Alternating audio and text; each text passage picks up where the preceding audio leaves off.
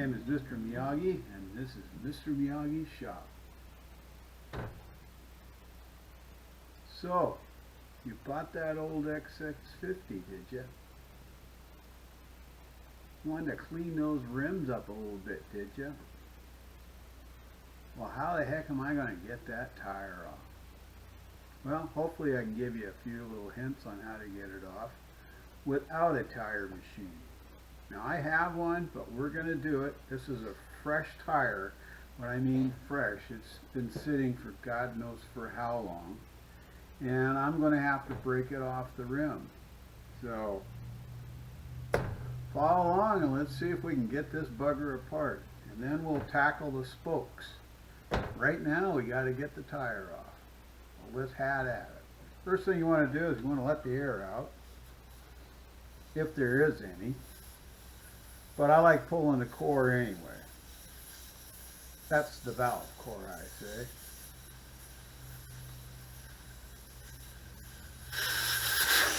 We have some air. So we want to loosen up the old lock on the inner tube. So those are usually a 12 millimeter. Unscrew those. No, you can't reuse the tube. I know that's what you were thinking. It's probably not a good idea. This one here actually has crackage in the tire itself. Crack over here, major cracks there. So what we're going to do is we're going to break it loose. You don't have any way of breaking it loose. Well, if you have a buddy with a big C-clamp, sometimes these little buggers will work just fine.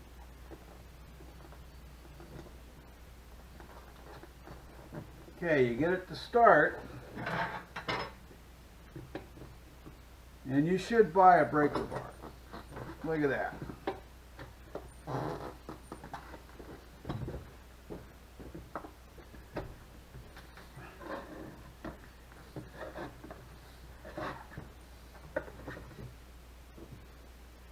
Rocky Mountain ATV, if you were wondering where I got that. It's a tusk. And then I have the two smaller bars to go with it. This is what I pack when I'm riding. Alright, let's flip this baby over because you want to break the other side loose. What we're going to do, we're going to block the rim so it won't go anywhere. Now I'm going to slide this a little bit more towards the edge of the bench. Now what I'm doing here is I'm screwing this big vice grips down so that I can actually capture the edge of the bench. You could do this if you had a 4x4 or a 2x4 or whatever. Just crank them down. You want to stabilize the rim so you don't want it to go anywhere. You don't want that little blocking to go out here where the tire is. You want to make sure that you have clearance all the way around.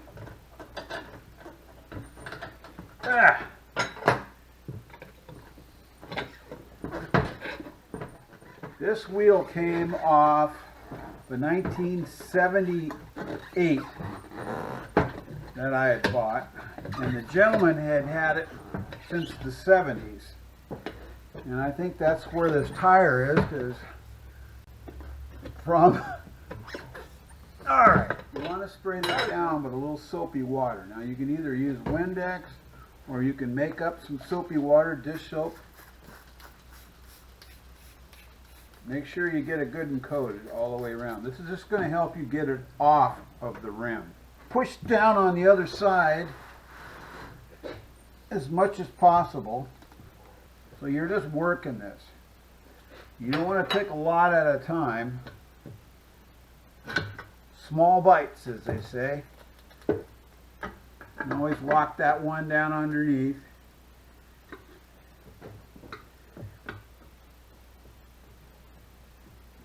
And sometimes you have to release a little bit of pressure off just so you can get these to go in there. Haven't worked out for the day. This will help it. There we go. One other thing we can do to make it life a little easier, you can reach inside there and grab the tube. 1 tube. Look at this. This is another reason why you don't really want to keep these. You never know how many times they've been patched. See that? Now we want to reach inside, down, grab the other side of the tire.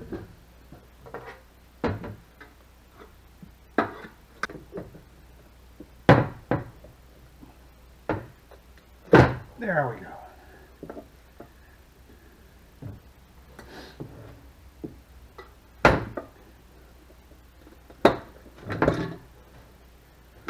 Now we should be able to just lift that off. There we go. One tire off. So now we're going to strip the rims out, the spokes out of this rim. There's a couple ways we can do it. We can come along and cut them, or you can remove the end off of the spokes themselves. But before you do that, you get some WD or what other penetrating oil you have, and go around and spray those. Let those soak. Alright, here we go again. Put these down. Trying to see what size nipples these are. Look like these are a 3. Holy moly, they're going to loosen up. What I'm going to do is I'm going to go around and crack all these. And then I'm going to end up marking this all out. And one thing that we will do is that we're going to take a measurement from across this out here to make darn sure that we have this wheel centered. Well, let's do that right now. So this is 3/8 of an inch. So from here to there is 3/8. So what I'm saying, that surface level to here to this surface level, the difference is 3/8. It's 3/8 down. So I'm going to write that down. Front wheel, 3/8. To rim, and that is brake side. So I'm not going to bore you. What I'm going to end up doing is I'm going to strip all the spokes out of this, and then I'll analyze which way everything goes back together again. Usually what I like to do is where the stem, the inner tube stem comes through, I usually like to mark that spot and the spot on there, and then you want to see which way all these are going. You know, the rims. The best thing to do is just to take a picture of what you've got going on here. You know that this is the over. You do a picture of this side. You know this is the drive for the speedo. Spokes are out. Seals are out. Bearings are out. Now they just need to be cleaned up. Well, I got everything cleaned up on both rims. These are looking much better on the hubs. Here's the rear. Looking pretty darn good. Rear rim. Now I'm not going to paint these or anything. I just cleaned them up really well. And you know why I'm not going to clean them up? Because I'm going to get them dirty again. This is turning into a dual sport. I got the new spokes here. And nipples. And then we've got, for this one, I got the new front bearing. If you want to know the number, let me hold that up and see if you can see that.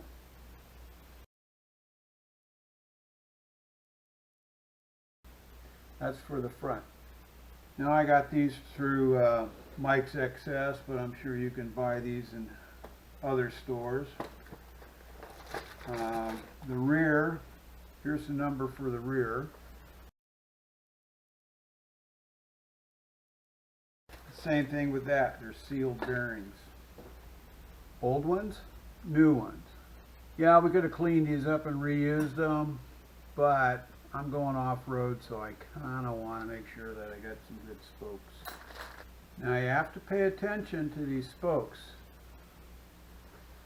One's an inside spoke, one's an outside spoke. So it depends on how you lace these on.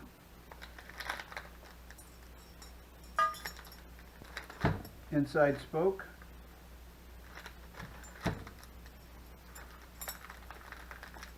outside spoke.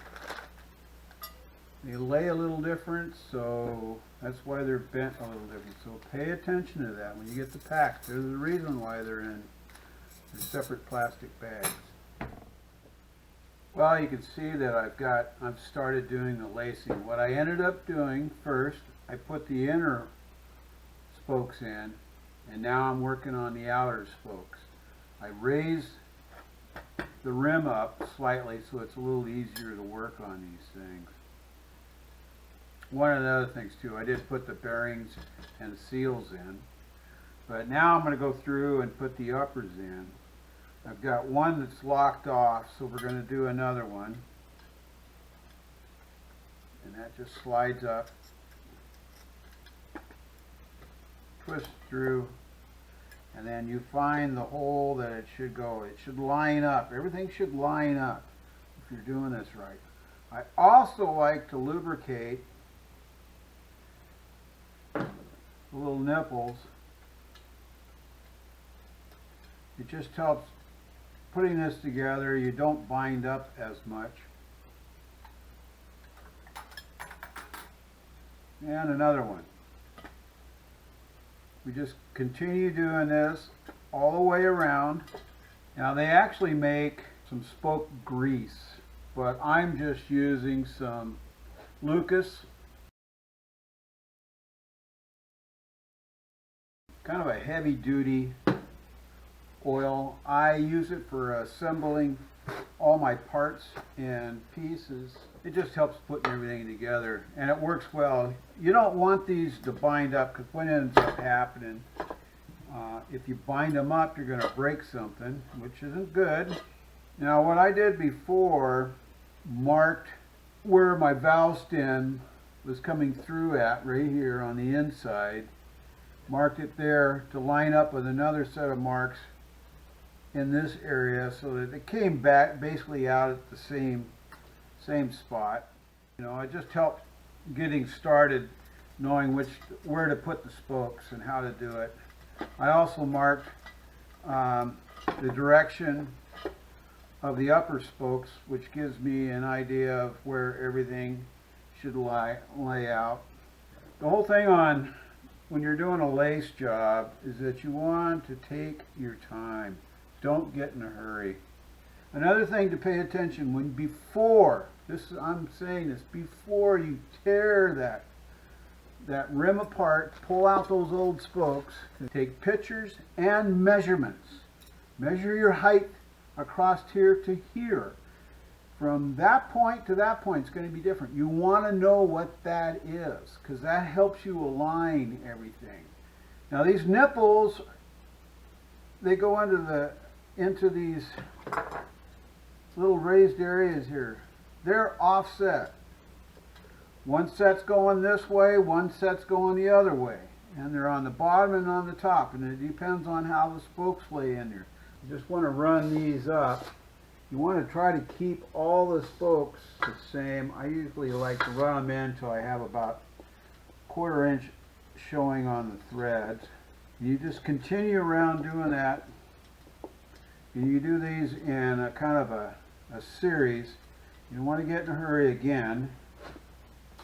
That's one reason why you want to lubricate this stuff. These move fairly easy. So I just kind of go through these things and go at a gradual turn. Get them to, like I said, about a 1/4 inch of this thread showing. So what I'm saying is, when you're screwing that in, I usually try to get about right in there on the first pass through. It just helps keep everything in line. You don't have it too far one way or the other. And then you just gradually go around and do these until you've gotten them all. All we're trying to do is trying to keep this rim centered on the hub. So now that we've gone all the way around on that, we did about a quarter. Now what we're going to do is we're going to run that up till it is flush with the thread. Okay, we got it basically. Now we've got pretty much a solid rim there. I'm going to go to my reference side. That's roughly 3/8. So if it's pretty close in truing distance and whatever, what we'll do is we'll put it in the truing stand. Rear spokes are the same as the front spokes. There are two different types. There's the inside and the outside. So this is my truing stand. It's a K&L. Simple way of building these. You can build it out of 2x4s, or if you have some pipe, you have the welding ability. You can make these units fairly easy. You just have to have some sort of pointer on there. And you watch as this rim goes in and out. It's going back and forth. So I'll have to tighten in those areas. Like right there where it goes out, we're going to tighten on this side. Usually what I try to do is I try to get the side-by-side movement out. I'm usually pretty close on centering. You don't want to go over too much on the tightening. You just want to kind of go around and make sure everything is snug. And here again, take your time. All you're trying to do is get everything lined up. The more you tighten up, other ones will loosen up, other ones will get tight. So I'm just basically picking a spot on the side of the rim, do my adjust where it's close. So right through here is where I need to tighten, bring this over. And here it's just a game of taking your time. Don't take too much, don't crank too much at a time. And just kind of watch where you need to pull it over. Just want to bring them up. One's going to be pulling it over, the others are just being snugged up to the surface of the rim. We're just trying to get it to a point where everything is at about the same tension. And you can also go the opposite way, but I also want to see where I'm at here. Pretty darn good. Now your marker, this came with the machine. I mean, you could use a clothes hanger or a nail or some sort where you could keep an eye on where you're at. You could put in, you can mount it with a couple of nails and put your axle in there and stabilize it so it's not going to move back and forth on you on the axle, and rotate it over and do the same darn thing.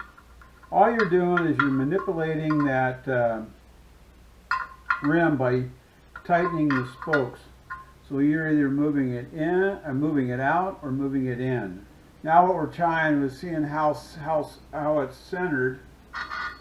Hear that? Okay, so she's this way a little bit. What we're going to end up doing is we're going to end up tightening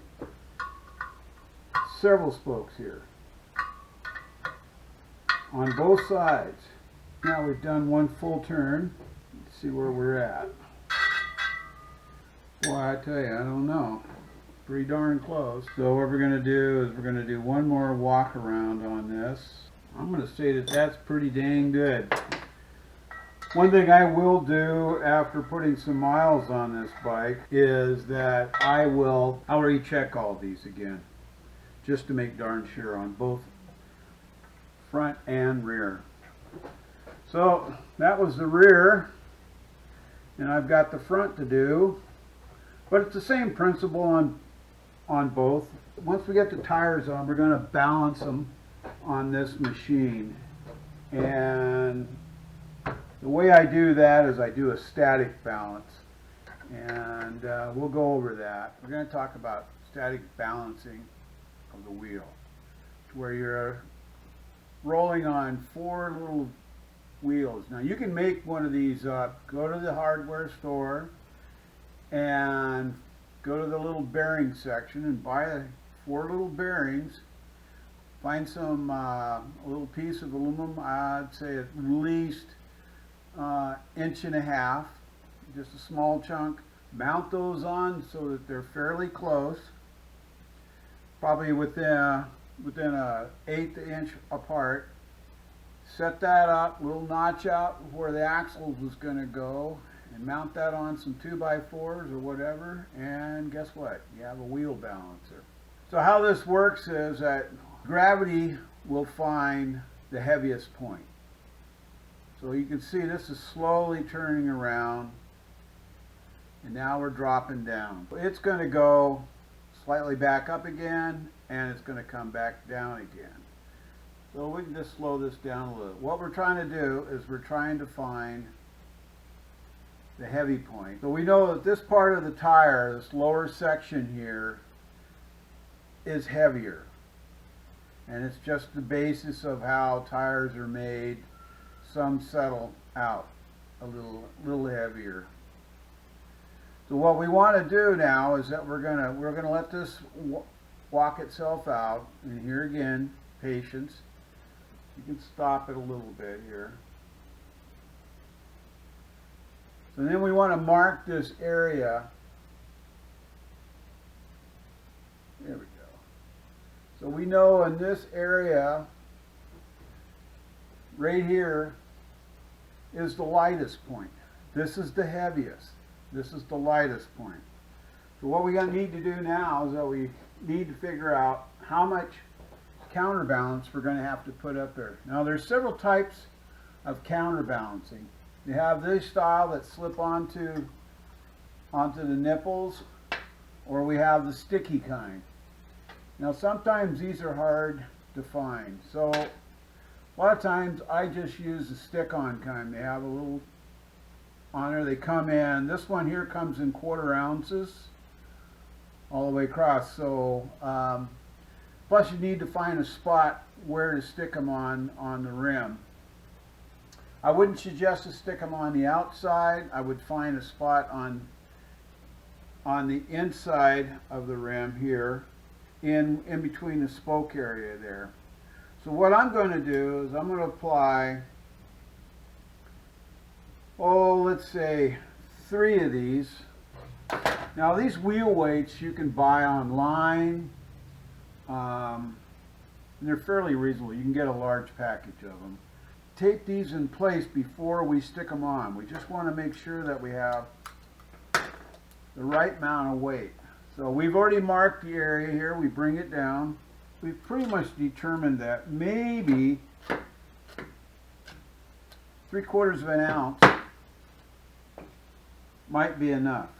Tape this in place for right now, and then we will put it down permanently. So now what we want to do is we want to test this.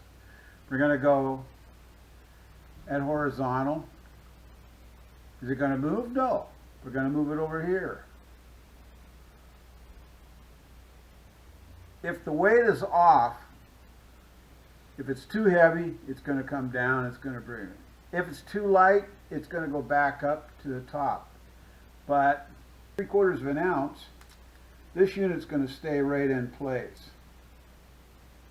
So what I want to do now is I know that this is my area. I want to clean that well. I've got some lacquer thinner here. We're going to clean this area in here, make sure there's no grease. Like I said, I kind of like these. They're fairly easy. I mean, boom, there you go. You're in. All you have to do now is apply these in. They have different styles of these. You want to make sure that they sit down and stick on there really well. Why I like to put them in on the inside like that is that this wheel is spinning and it's going to throw anything out that way. If you put them on the outside, gravity will want to pull them away, but this way they'll stay in place. 3/4 ounce is what does it. Now I've gone up to 2 or 3 ounces on some tires, depending on the quality of tire or what's going on with the rim. Now if you note, I have the disc brake on. This is part of what keeps this thing truly in balance, because you need to weigh everything. Even these can be slightly off. Well, that pretty much wraps it up. We've gone over pulling the rims apart, taking the hub out, lacing in new spokes, static balancing. If there's any questions at all, put them in the comments down below and I'll get back to you. But like I always say, thank you for watching, and please like, share, and subscribe.